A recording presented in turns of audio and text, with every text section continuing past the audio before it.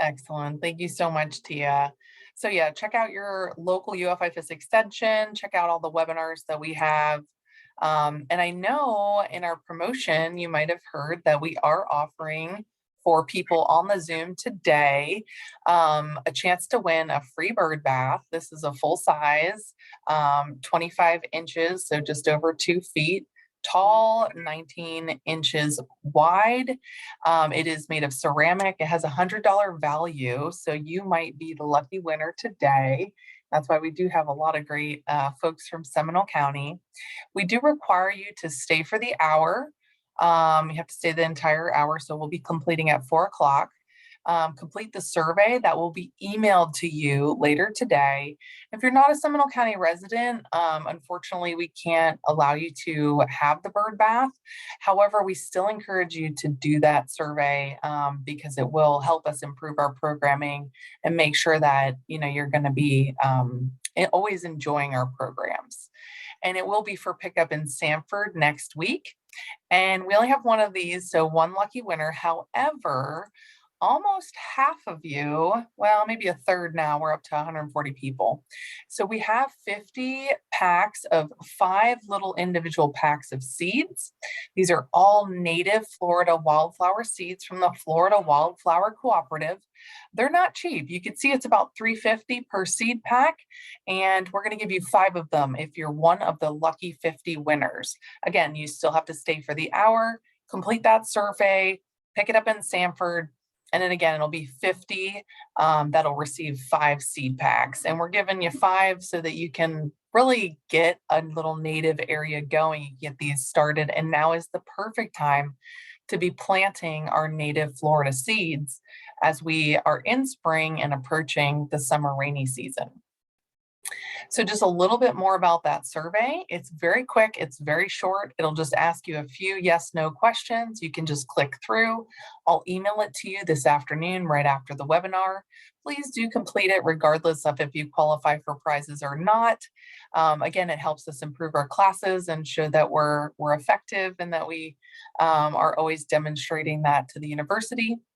And I'll also be emailing you in about 3 to 6 months to follow up to say, hey, have you used any of the native plant ideas or species that we covered in class? Have you planted those seeds? Have you installed your bird bath? And, those kinds of things to see if you have made those behaviors and learned from the class. So look out for that as well. It's a totally different survey. So getting started, as I mentioned, Tia and I are both Florida Friendly Landscaping agents. And so our job is to teach the public, and in my case, landscapers and landscape architects and other professionals about the 9 Florida friendly principles. So it all starts with right plant, right place. We want to be, really making sure that the species that we're selecting are appropriate for our area. Now, a lot of you, again, are from all over the state, and so we welcome you to join, and we will be covering plants that will thrive in all parts of the state. However, not all of these species will, thrive in all parts of the state. So you really want to make sure that you're picking that right plant for the right place. We also have watering efficiently, mulch, fertilizing appropriately, recycling yard waste, attracting wildlife, controlling yard pests responsibly, reducing stormwater runoff, and protecting the waterfront.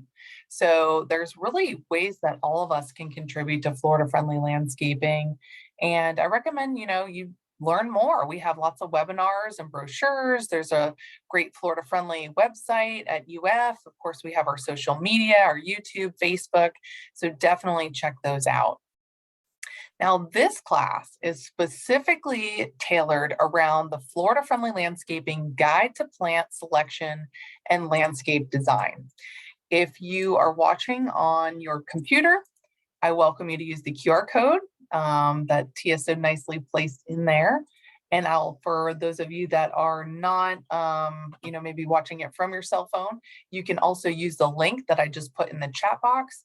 it'll take you right to this book. And so this webinar is really linked to this book. And so I'm going to give you page numbers, and I will follow up with a PDF of the slides so that you can, really learn and refresh your memory about these plants and link it up to this really valuable resource that, again, is offered for free online. And Tia, if you're in Orange County, sometimes you sit in on her webinars, she'll actually mail you a copy of the book. So that's a nice service that Orange County provides. Each county is a little different. And so yeah, it's good to check out and see what's offered. We also have an app, which is really handy, right? So we also have a QR code here. You can scan, it'll take you right to the app for download. And this is so handy at helping to figure out what right plant is the right selection for your zip code. So you can see here, you would just put in your zip code, and then you can select if you want a tree, ground cover, anything in between. You can look for plant shape, flower color, sun, shade. Really handy to sort in that way. And so play around with it, get familiar with these plant species for your zone. You will see a lot of the familiar faces, so to speak, from the plants that we cover today. So again, the webinar today is linked directly to this app and the guidebook. So really, really helpful to have that continuity and plant selection. So now I'm going to turn it over to Tia Silvasi, and she's going to take it away, starting off with right plant, right place. That's right. Thank you, Tina. And I'm so excited to be here today talking about native plants, because these plants are really important for Florida or whatever your region is. And like I'm originally from Pennsylvania, and some of the same plants that are native to Pennsylvania are native to Florida. Like some of them have a huge range all up and down the East Coast. Other ones are very specific and maybe only grow in like Key West. So it's a really interesting plant world out there. Kind of moving from big picture to small picture in the right plant, right place topic. The first thing that you want to do is you want to make sure the plant is appropriate for your zone. And this is the zone that we have in our Florida Friendly Landscape book. We just break it up to 3 zones. You're either in North Florida, Central Florida, or South Florida. And so in the guidebook, you'll see N, C, S, North, Central, and South. And this is a pretty generic, but very simple and easy to use. And so you can look up plants by your region there. Now, when we get into the USDA hardiness plant zones, they are a little bit more specific, and they are broken up into more detail. Next slide. So here is the USDA plant hardiness zone map. And we actually have many zones according to this zone map. And this is more specific by the annual minimum temperature. So how low of temperature do you usually get on average? And this is updated, every 10 or 20 years. So we're looking for a new edition coming out here pretty soon. And some of these climate zones are shifting a little bit. But for example, Central Florida, instead of just being called Central Florida, these are broken up into 2 zones, 9A and 9B. And so it's just a couple degrees different in temperature there. And so the USDA is usually what you'll find in plant books. Like it will say, this plant will grow from zone 4 to zone 9. And if you know that you're in zone 9, then that plant should be good for you. Where I'm at in Orlando, we can be kind of right on the border of some of the zones. So that's when some local knowledge will come into place. And you can go to your local native plant society. You can talk to extension agents like myself and Tina and say, hey, does a dogwood tree do good in Orlando? Well, not really. It does great in Gainesville. It does okay in Ocala, but Orlando is just too warm. And I found, most people who plant them, they just don't live for a very long time. And also just look to see what's growing around in your neighborhood. For example, some other types of plants, they might not be, they might be more tropical, like zone 10, but they're growing here in zone 9B because we're just pretty close. So get to know your zone and always reference that first thing before you plant.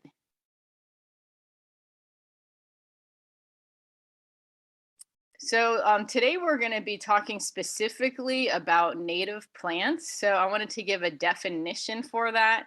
And the definition by the Native Plant Society is that a Florida native plant refers to a species occurring within the state boundaries of Florida prior to the European contact, according to the best available scientific and historical documentation. So we make our best guess, according to the science and history, but sometimes species are kind of moved around a little bit. For example, Gaillardia is one of those species we used to call native, and now they kind of went back through the records a little bit more detail, and now they're calling it a non-native species. And that's okay. It's still a Florida-friendly species, but sometimes the plant status does change. But also in our Florida friendly guidebook, you can look and it will say if it's native, it will say yes or no, if it is native or not native. And so like the Kunti pictured here, that is a native plant.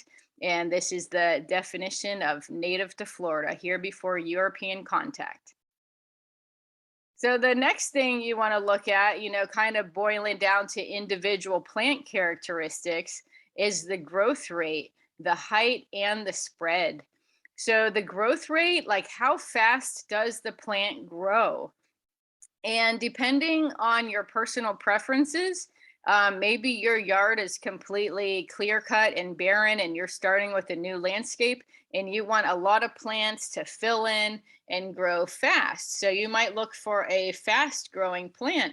On the other hand, if you have a nice established landscape and you don't want to be out there trimming the shrubs every weekend, you might want to get a slow growing shrub that, isn't always bursting new growth, and then that will reduce the need for pruning.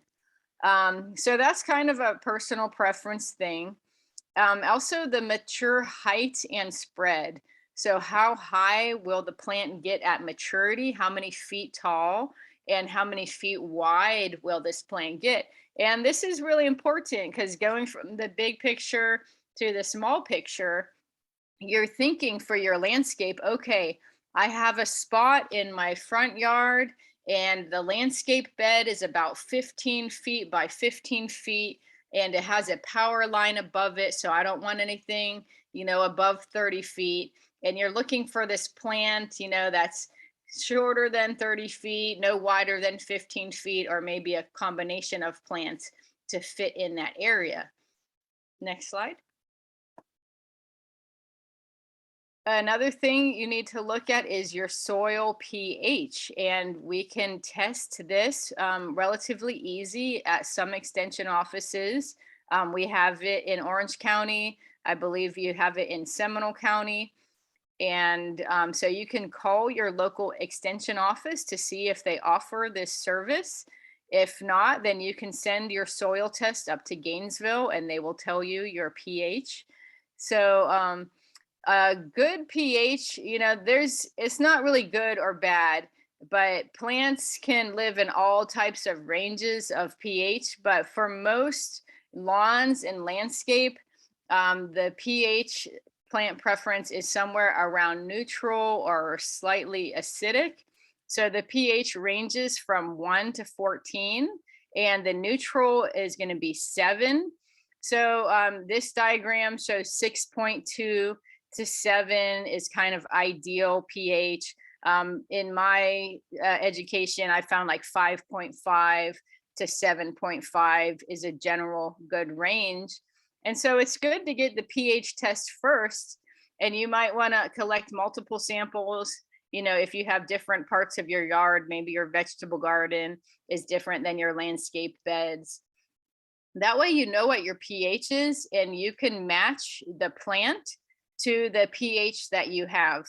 For example, my yard is kind of acidic, so I'm going to look for plants that can survive in more acidic soil. So by matching the plants that I have to the soil pH that I have, that's kind of achieving the right plant in the right place. If you try to plant a plant that has different preferences than what your native soil is, you might have to be amending that soil more frequently with compost or lime or sulfur or something that's going to be a little bit more high maintenance. So this is always good to do, once a year or before you start gardening, just get your soil pH tested. Now, you can get a more thorough soil test, not from our local extension offices, but from the University of Florida Soil Testing Lab and other independent labs around the state. But if you want to go to our soil testing at UF in the Gainesville campus, you can fill out this form that's available here. You can scan the QR or follow the link on the bottom. And you can fill out this form. This is for the landscape and vegetable garden test form, which would be just fine for native plants in the landscape. And then you want to usually choose test B, which includes the soil pH and the soil fertility tests. And so it will tell you like phosphorus, calcium, potassium, magnesium, and the micronutrients. And the cost is $10. So you take your sample, you ship it up to Gainesville in a little Ziploc bag, you fill out this form, and then they'll be sending you your results. If you need any help interpreting your results, you can give us a call. The first thing we always look at is the soil pH. Is it in a good range?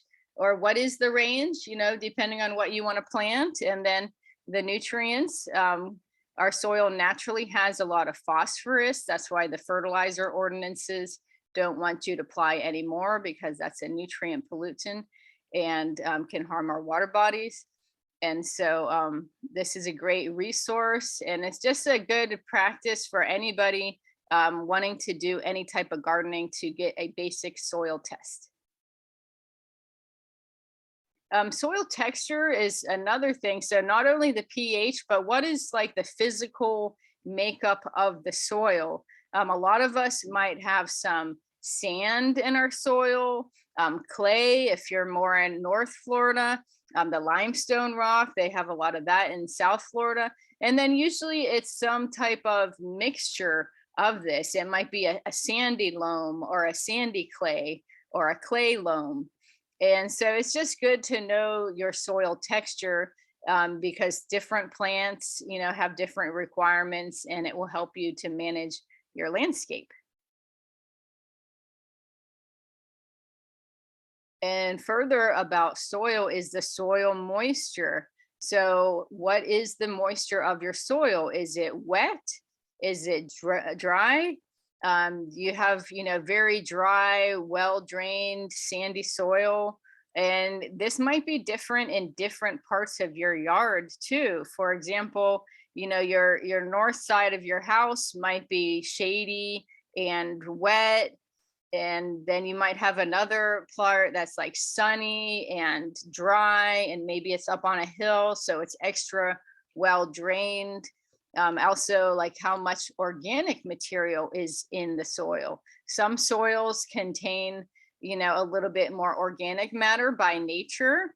Other times, the soil might have been amended by some mulch or compost or manure. And then what is your source of irrigation? Do you have water that comes from irrigation, or are you trying to rely on the rain?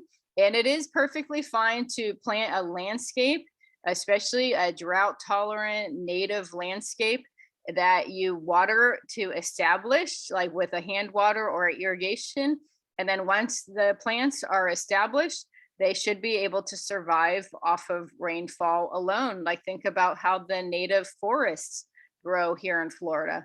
But you know, they do have that mulch and compost coming from the trees, and they do get the rain, and so that's how the native plants survive. So these plants are very versatile, very resilient, but it's important to get the right plant in the right place.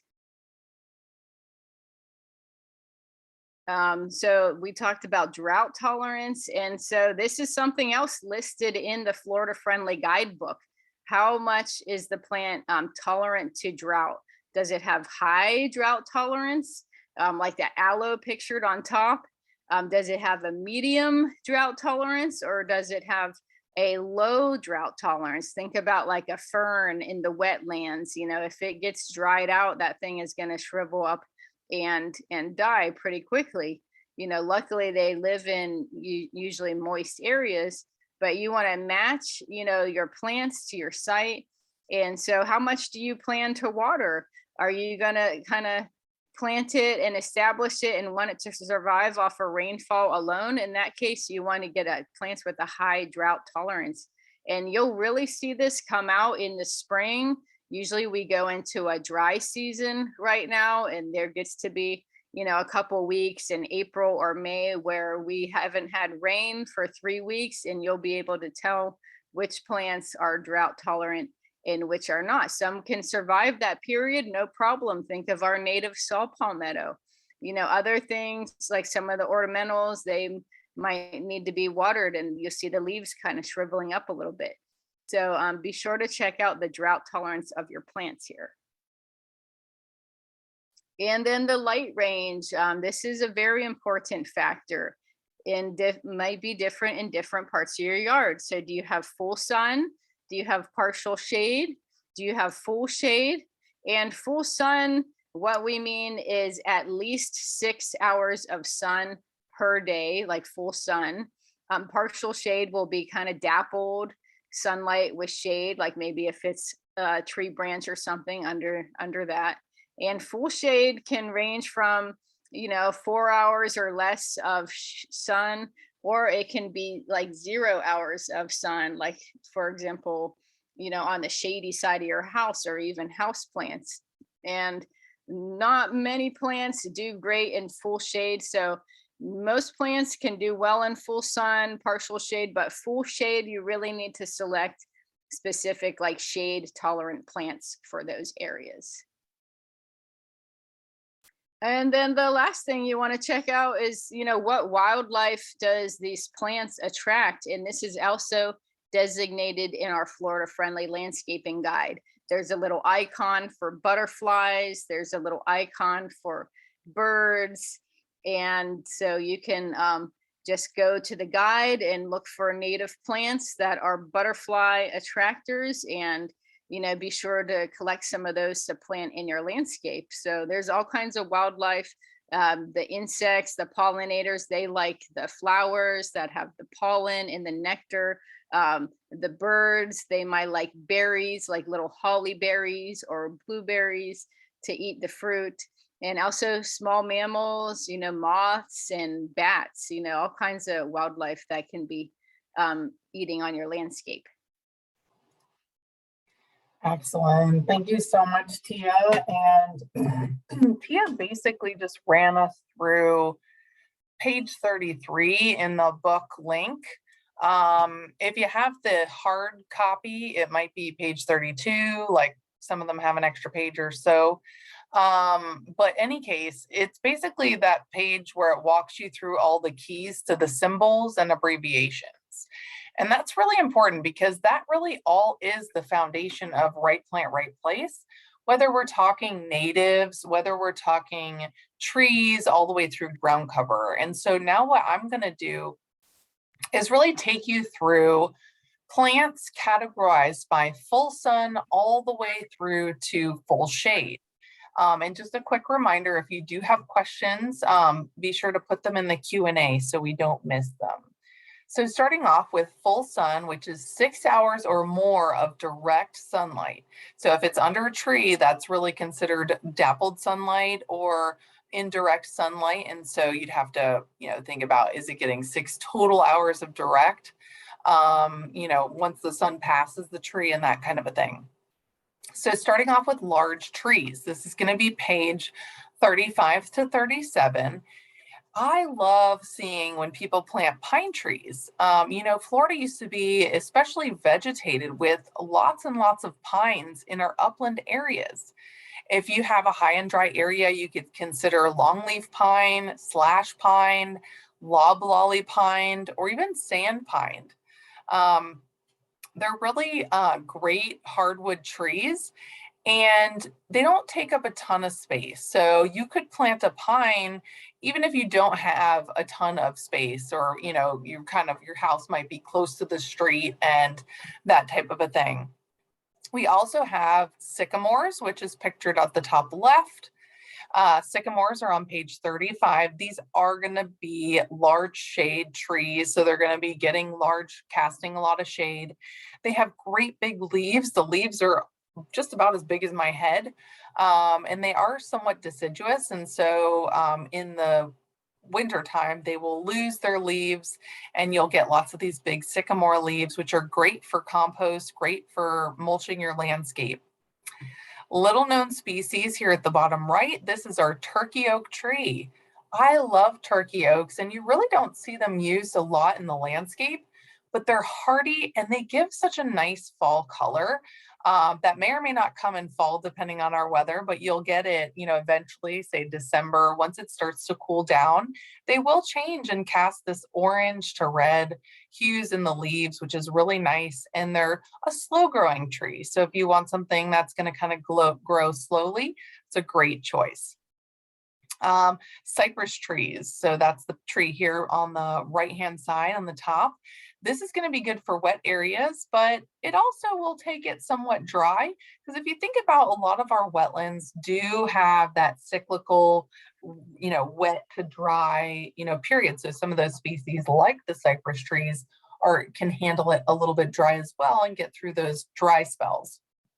And then we have, of course, our oaks. So if you're driving around, and that's not pictured, but you can find it on page 36, driving around Sanford, Winter Park, or any of these older towns in Florida and Central Florida, North Florida, you're going to see lots of oak trees. And that's the white oak, the live oak.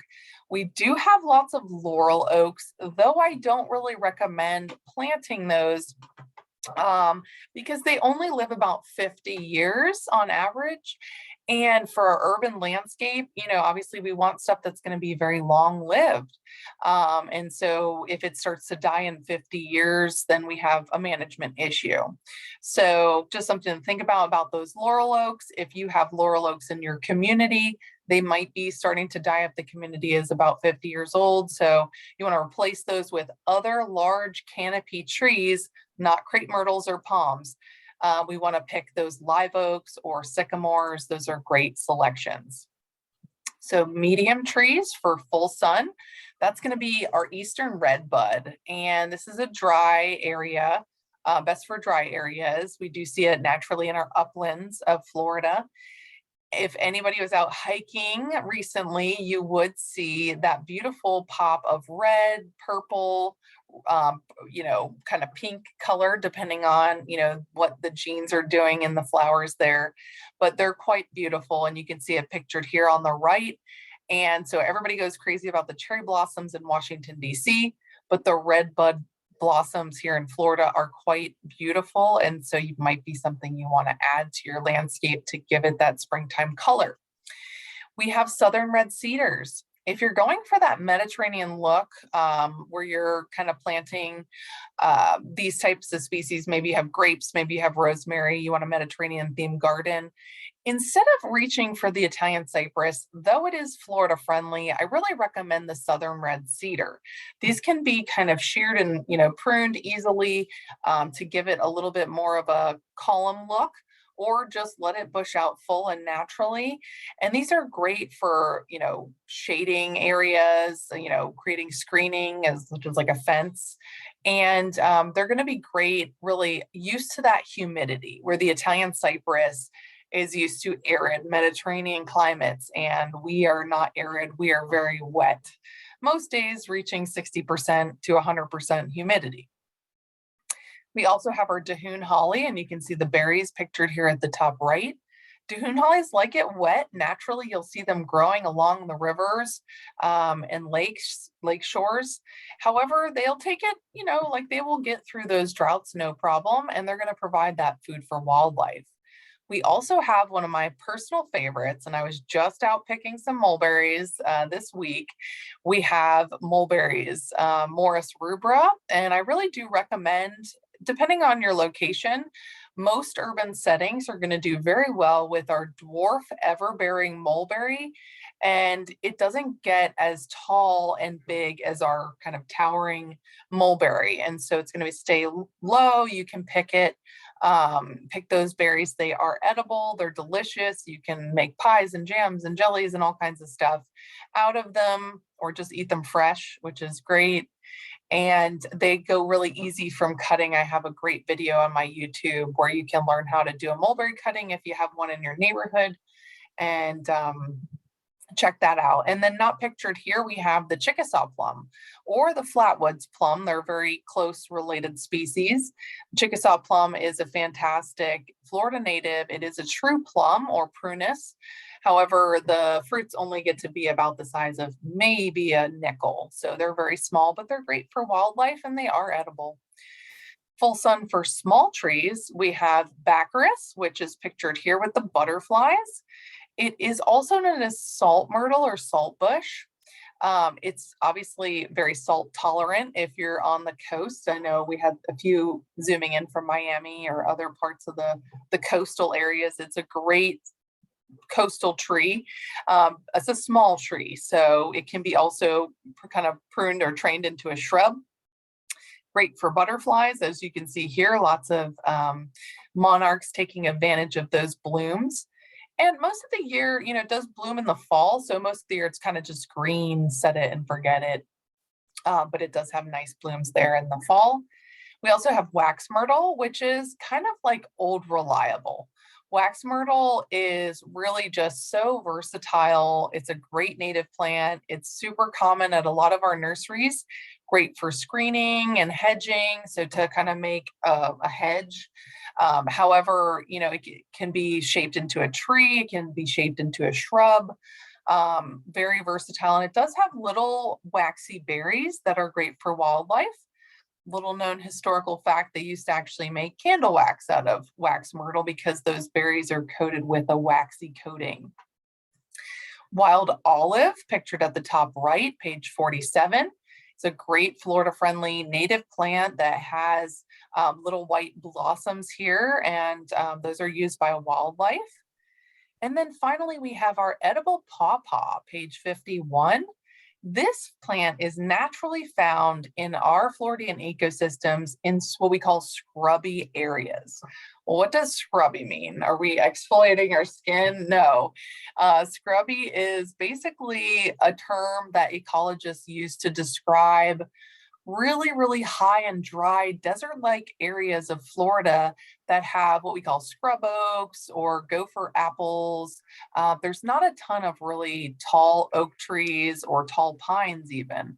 A lot of the oaks are very kind of small, and there's a lot of open sand, ironically. So you would see it, you're just walking through a lot of sand, but you might also see these pawpaws. And so they really like it. If you have a yard that's really sandy, really dry, not a lot growing there, pawpaws would probably do well. And they don't get very tall. So just something to note that it's a smaller type edible. And then working towards those full sun ground covers, we have twin flower. Now there are two species of twin flower, both of which have nice little purple diminutive type flowers. They don't, get very big, barely the size of my pinky nail, very tiny little flowers.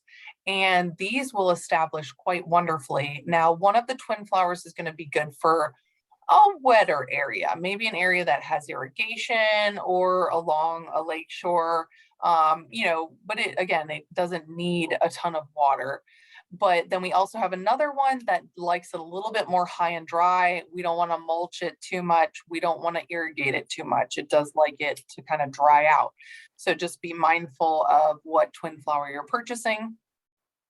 Shore or creeping juniper, page 71, and pictured here on the far right in the top. This is a very slow growing juniper species, and there's a couple different types. So you can have the creeping or the shore, so that some of them can be like, 3 inches up to about a foot. So just, right plant, right place, know which one you're looking for. We also have lopsided Indian grass, which is one of my favorites. Beautiful fall blooms, bunching grass that will reseed with these, native seeds right here. I do have some of those for giveaway, so I hope you're still paying attention, still tuning in. And just again, a great one of our Florida bunching grasses. We have lots of bunching grasses to choose from, so take a look at those in the book. Muley grass, Fakahatchee grass, even lemongrass is Florida friendly. It's not native, but it's a great one too. Railroad vine. So I kind of switched there, but railroad vine is page 71. This grows naturally on the beach. So I took this picture. You can see it blooming here. It is in the morning glory family. And so it has like a running, vining type of feel to it. However, it does tend to fill in. So if you kind of, establish it in an area in a garden, you're going to be able to, do that. And then finally here we have Gopher Apple. So some of these species are my personal choices. So the Gopher Apple and the lopsided Indian grass don't have page numbers because they're not actually in the book yet. I know they're working on a remake, so definitely, something to consider that, we might not see these in the book, but they are native, they are Florida friendly. And Gopher Apple has nice little blooms, and it's followed by a fruit, a native fruit that is enjoyed very much by our gopher tortoises. So if you're in a high and dry area, maybe a more rural area, or even an area that backs up to a conservation area, that's going to be really important. Full sun ground covers continued because there are so many. If you're interested in reducing your turf and putting in things with flowers and fruits, there's a lot of options for you. Thinking about our native wildflowers, what we're going to be giving away today are a lot of our native wildflowers. So we have sunshine mimosa pictured at the top right. That does stay really nice and low. It's mowable. It's a great Florida friendly ground cover. We also have frog fruit pictured here at the bottom. This is going to like it a little bit more wet. So if you have a swale or a shoreline, you might even just see frog fruit. And it's great because it has these little teeny tiny flowers that are enjoyed by lots of pollinators. We have Coreopsis, so pictured here with the goldenrod. The goldenrods are the ones with the spikes, and the Coreopsis are the little round, nice circular flowers there.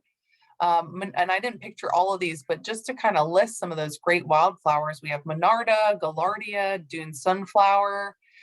We have our mints, so St. John's mint or brown savory, and our sages. We have red sage, our, the white sage. It comes in red, white, and pink. It's a great sage to reseed in your landscape. And also, like I mentioned, the grasses, so muley grass and Fakahatchee grass and those types of things. Now, moving on to part sun. And again, part sun is going to be about 3 to 6 hours of direct sunlight. So again, if you are planting something under a tree, then it's still getting, enough afternoon sun or morning sun that it's getting that direct sunlight for 3 to 6 hours throughout the year. So you might look at your landscape during summer and you're like, oh, it's checking that box, no problem.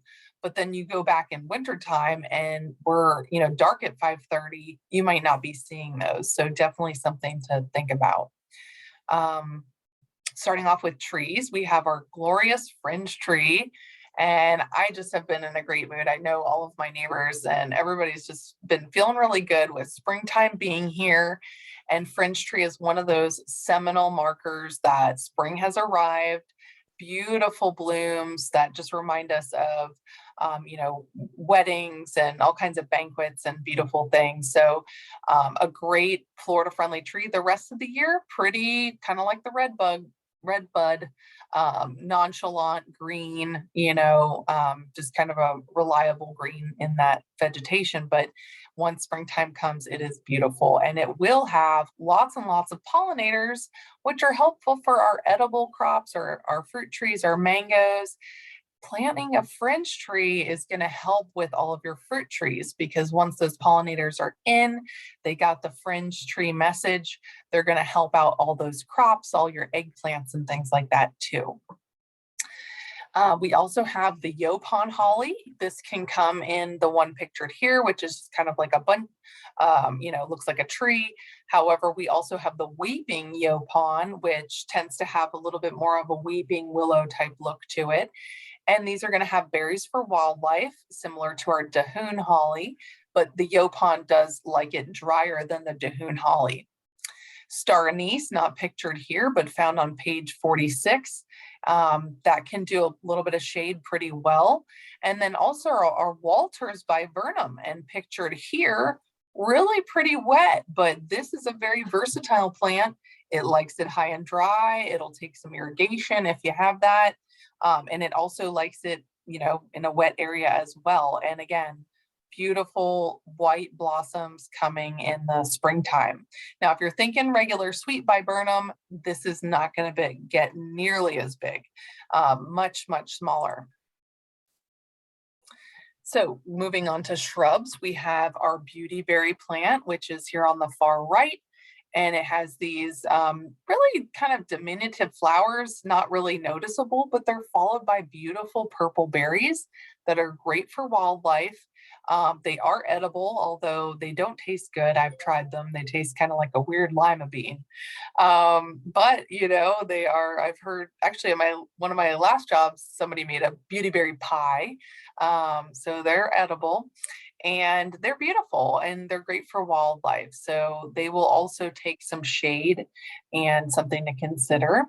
Wild hydrangeas. So if you're moving here or came here from somewhere else in the north and you love hydrangeas, but really growing those traditional northern hydrangeas can be a challenge here. They don't like our summers, they don't like our rains, but we have a solution. We have a wild native hydrangea found on page 56. The blooms are a little bit, again, more diminutive. They're not as robust as our blue umbrella azaleas. However, they're well established and they will grow wildly in your yard. Wild coffee, pictured here on the left. You can see the beautiful white blossoms loved by pollinators, and then followed by our red berries, not to be confused with coral ardisia. That's the invasive species that's a look-alike to this wild coffee. Wild coffee really is quite versatile. It likes shade, it likes sun. Definitely something to consider, but it does need a lot of water to get established, something I've noticed about planting wild coffee over the years. And then finally, page 55, our coral bean. This is loved by hummingbirds. So you can see those long red tubular flowers.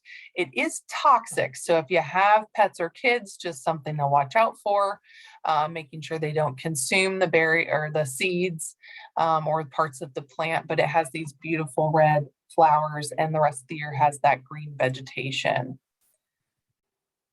Moving on to part sun ground covers. So we had already mentioned the Kunti plant, page 73. Kunti is really like old reliable. It tends to do well in shade, do well in sun. It's prehistoric. It was actually farmed by the indigenous people that lived here years ago. However, the root needs to be processed in order to be edible. So until then, it's toxic. But it makes a great Florida-friendly plant, very good for balancing out your landscape. Ferns. So ferns do like a little bit of water most of the time by a general rule. Now, there are exceptions to that, which I'll talk about, but our southern shield fern is found on page 73. Another one that's not in the book is our lyre leaf sage. You'll see it blooming right now. If you go out to a wet area, a lake shore, you're going to see lyre leaf sage blooming. They have a little basal rosette, which that just means a little circle. So they're not really a rhizoming plant. They don't spread, but they seed very well. So all of those flowers are going to turn into little seed pods and disperse throughout. So it's a great place for wet areas, for shady areas, that are going to be able to support pollinators. And then finally, our wiregrass. So you can see here, I've taken a picture of our Florida flatwoods. We have beautiful pine flatwoods that I encourage you to get out and hike, and you're going to see wiregrass, which is a food source for our gopher tortoises. And this is a really important plant for erosion control. And again, just a nice bunching grass to add to your landscape. So to round it out, we're going to close out with our full shade, which is less than 3 hours of direct sun each day. Starting off with shrubs, because of course our big shade trees are creating the shade. So firebush can do really well in full shade, page 56. They do get quite big unless you're planting the dwarf. So just know which one you're planting. We have needle palms, page 78, and pictured here on the bottom right. These do have needles, so just something to think about. And the needle palm is what the Florida Department of Agriculture and Consumer Services deems as an economically important species. So it's not threatened, it's not endangered. However, a lot of the times these are removed from our natural areas and sold. So you just want to be careful if you are buying a needle palm that it's an ethically resourced species and plant and individual, that we're not, overtaking from our natural areas for our urban landscape. So just something to be mindful of. And then we also have our silver or our green Saw Palmetto, page 79. They're actually the same species. They just have a genetic variety that makes them different. They might be really green or really blue. The blues are typically found by the coast, but they do fine inland. And our tar flower, I don't know if the picture didn't load, so I'm sorry about that. But tar flowers are really curious native plants. So since our soils are so devoid of nutrients in terms of nitrogen, we are rich in phosphorus, but we have, a lot of leaching going on in our sand as well. Tar flower, it's theorized by scientists that tar flower is sticky to attract insects, and then those petals drop and provide nutrients to the soil over time, really little by little. So it's carnivorous, maybe in that way. It's kind of interesting, but it blooms beautifully in the summer and fall, and it's kind of a novelty species, so something interesting to plant. Shade ground covers. One of my favorite, and I'm just going to jump the list here because I love it so much, is our river sage. And it's not in the book. It's just one of those that you might have to really go to a native plant nursery or a big sale like Lou Garden's plant sale or one of those big plant sales to find it, or find a friend. It does transplant really well. But it is a sage, it's a native sage, and it does rhizome. So it will spread in a full shade area. And it also has these beautiful little blossoms. So one day I came home from work and the bees were just working the river sage, and that's really hard to do in a full shade area. So river sage is great for that. Moving back, my excitement, leather fern, which is pictured here on the right. Leather fern does get quite big, so we call it a ground cover, but it's not going to be a stout ground cover. It's going to get pretty tall, very hardy, very wet. We also have our autumn fern pictured here on the left. It does get that red and crimson look. And then we do have a couple things going on with the autumn fern. So the native status depends on that species. So if you're looking for the native autumn fern, just be sure to ask those questions and make sure that you're getting the right one. And then the macho fern, which is pictured here in the middle. Macho fern is called macho fern because it kind of It's not invasive, it is native, but it really likes to spread. If it's in the right place, it will tend to fill an area in and not like take over the yard, but it'll really fill out your landscape bed nicely. Great for shade, definitely something that I recommend. And then just to close it out for those of you that have wet areas, these can be really tricky. And so we're going to cover a few here today. The TT, which is the TT tree, page 55. And this is pictured here at the bottom right. The TT is really a hardy shrub type tree. It is slow growing and might be a little, again, tricky to find depending on our native nurseries. You might want to go to those to find. We'll talk about that in a minute. The common button bush, or let's see, the Latin name's trying to come to me here, the Cephalanthus Occidentalis, which is really great. It's a spherical kind of alien looking flower. And so the anthers stick out all over the plant, and you can see really loves it wet. These are really lakeshore, lakeside plants. We have our cinnamon or royal fern. These are great ground covers for wetland areas. Sable minor, also a great one, not listed in the book. English dogwood tree, that is in the book, but that's something really reserved for North Florida. So check your zones on that one. And even though it's called an English dogwood, it is a native species. Canna Lily, which is a great wildflower for our lakeshore wet areas. And then dry and well drained. So if you're like, I just have sand, I have a desert, these might be some plants for you. Again, that's Southern Red Cedar, page 33. They like it. You can see the sand literally right below them. Southern magnolia, that's going to be a nice big shade tree that you're going to be able to plant. Now keep in mind, if you're getting one from the nursery, they do tend to shear them a lot. If you want to have it become a beautiful tree, you want to stop doing that shearing. That shearing is going to keep it kind of small and more colander shaped. Pines and oaks, again, great for dry areas. We want to revegetate our urban spaces. So as we quickly urbanize, we really want to be sure to, revegetate these spaces. Sable palm is our state tree, our native sable palm. This little known fact, pollinator powerhouse. When this blooms, it makes, great honey for the bees, and it really does put out a lot of flowers and a lot of pollen. Our native Simpson stopper. And I just wanted to show you the bark on that. The Simpson stopper bark gets so beautiful. It's so smooth. And these really can create a nice additive to your landscape. And you can see the berries that are great for wildlife and are edible, and are great little beautiful flowers on that Simpson stopper. And then finally, the Yucca Filamentosa, or our native yucca.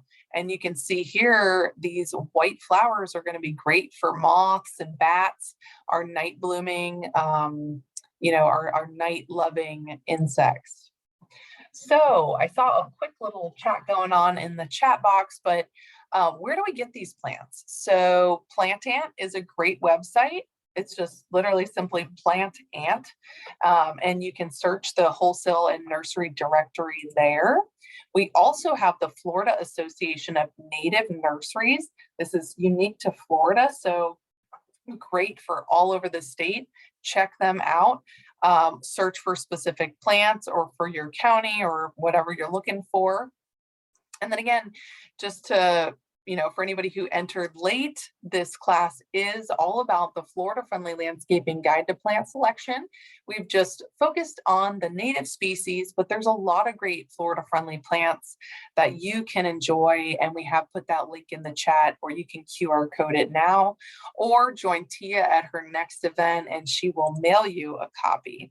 Again, don't forget, we have an app that is in the chat box. So make sure you download that today, start using it. And then just as a recap, the bird bath is eligible for our Seminole County residents, and we thank Seminole County for their generosity in providing gifts for our residents. We do require you to stay the whole hour, complete our survey. Even if you're not a Seminole resident, we really, really, really would appreciate you completing our survey. It takes 2 seconds. We'll have pickup next week for all of our giveaways. We'll have 1 bird bath and 50 opportunities to win 5 packs of native plant seeds. So that includes some of our bunching grasses and our wildflowers and all those great things we talked about. So just to recap the survey, this is just a quick shot of a generic survey that I have issued. This will look something like this. So I saw somebody who's concerned about the year. Yeah, this is not a SISMA 2020 Grasses Workshop, but it will look something like this with the yes, no. So look out for your email. I will be emailing it to you today, barring any IT glitches. And then I'll also be emailing you in about 3 to 6 months from now, a different survey that looks similar like this to know, hey, have you been able to initiate any of these changes we've talked about that are Florida friendly? One other thing I want to leave you with today is Edith's publication that I published, Concepts for Sustainable Landscape Mosaics. This is a fantastic Edith's publication for anybody who's interested in native plants. And I will chat the link right now. You can also QR code it. And the reason why I really want you to visit this page is because we have a table. And it talks a lot about pollinator themes or seasonal themes. If you want a beautiful spring garden, if you want a beautiful fall blooming garden, it talks about that, but it also tells you if it's a pollinator species, and all of these are. So you can actually search by fall, spring, annually, you know, ever bearing, ever blooming, that type of a thing. So check out this Edith's publication. I think you'll really enjoy it if you're interested in native plants. And with that, we are going to see if there's any outstanding questions. Thank you so much, Tia, for managing all those incoming questions. And thank you everyone for your questions and for engaging with us today. So let's take there have been a couple questions, Tina, about like propagating plants. So the native mulberry, I believe that does not propagate that good from seed. I recommended doing it from cutting. Me too. Absolutely. Yeah. And I can actually chat my YouTube page, which has a great video about how to make a mulberry cutting. So you can definitely check that out. I will chat it here now, and I kind of walk you through all of that. So definitely something to utilize, because if you're making cuttings today, so I just chatted the Edith's publication, and now I'm going to chat the YouTube. Great links, and we'll follow up by email with the slide, a PDF of the slides, and also the links that we've been going over today, so you didn't miss anything. Great. And there was another question about the native canna seeds and getting them to germinate. So I've had trouble with that too, and I just scarify them a little bit with some sandpaper. Nice. And if you know somebody who has some, just taking a nice sharp shovel and getting a rhizome for that. A lot of our aquatic plants will do great establishing with a nice tuber that you can just easily grab a little chunk of and then kind of pot it up, nurture it, and then plant it, and it'll spread that way too. So that's kind of easier than the seeds, just to dig up a little clump. Yeah, absolutely. It's a little bit more gratification too, you know, because you're like, it's already there. Mm-hmm. Okay. And how deep are the roots of the Samson trees? Is that the Simpson stopper? Yeah, so the Simpson stopper is going to be very slow growing. And you should be able to plant it, if you're looking to plant it like under a live oak or something like that, depending on the big roots of the live oak, you should be able to establish it maybe closer to the drip edge, maybe not right up to the tree, but they're not going to be super invasive. Of course, if you're talking septic system, we don't want plants by our septic system. Don't bring yourself a headache. It's not worth it. A lot of us do have septics, and you just want to make sure you're at least 15 feet away from any septic. Yeah, that's right. The chenille ground cover, I don't think it's native, but is it invasive? Like that little pink, chenille looking thing? I know it's a problem in South Florida, but I haven't really seen it in Central Florida. I would have to check the UFIFIS assessment or the FLEPSI list to see what the scientists are currently saying. Our science changes from day to day with all the new information that we get. And so those are great resources for you, the UFIFIS assessment or the Florida Invasive Species Partnership or Council. You can check their website for any particular species you want to know about. And then just before we are hopping off, I do want to let you know about especially our Seminole County residents, but also everyone, because we're having a Rain Barrel Basics class coming up. This is going to be April 6th, and you can win one of 12 free rain barrels if you're a Seminole County resident. So register today. We also have next month's Earth Month, so we are going a little crazy. We have benefits of trees and planting and pruning of trees. So you definitely want to check that out. That's going to be on April 8th. These are both virtual, and with our with the tree class, you can actually win some free trees, which is great. So they're going to be suitable for our area. You definitely want to tune into that, and I'll chat the link now. So register today. And I'll be emailing you the survey. So, we've mentioned that a few times. And did you want to chat or tell us what your upcoming class is, Tia? Yeah, I chatted a couple times about the Florida Friendly webinar, which if you want to give the $10, I'd mail you the book for that we talked about in the class here. If you just want to attend and not receive the book, it's free.